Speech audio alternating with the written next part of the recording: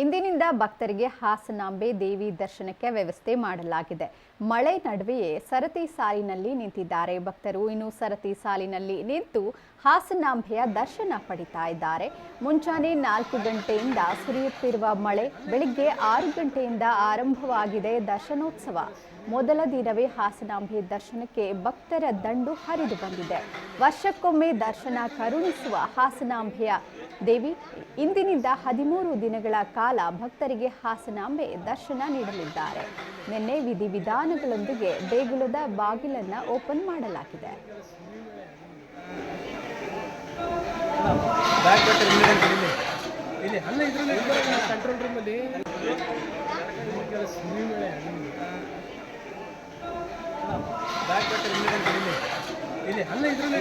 control ರೂಮಲ್ಲಿ control ರೂಮಲ್ಲಿ control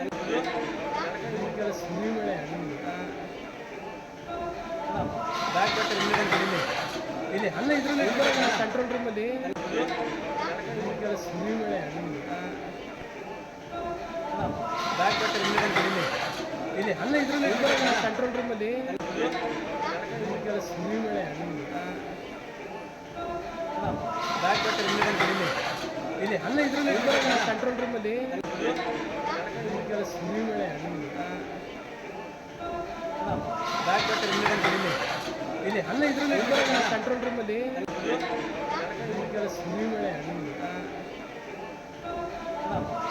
control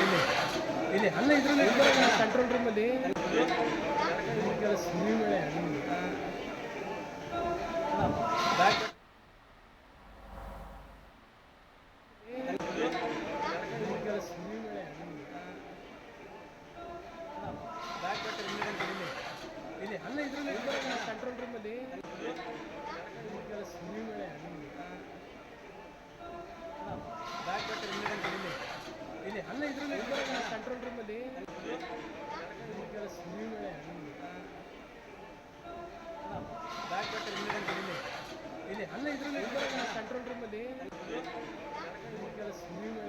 control